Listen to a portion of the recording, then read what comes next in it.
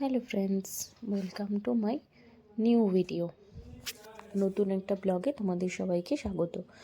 আজকে আমি শেয়ার করব লেটার আই।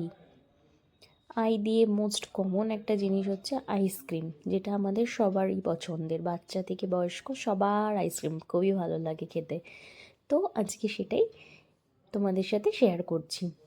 আইসক্রিম আঁকাটাও খুবই ইজি, তোমরা যে কেউ খুব সহজেই এঁকে নিতে পারবে।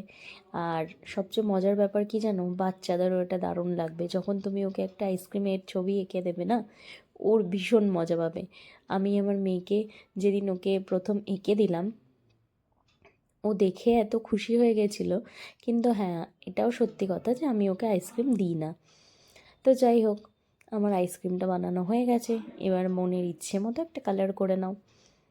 আমি কালার করছি পিঙ্ক, ব্লু, ব্রাউন, সব মিলিয়ে মিশিয়ে।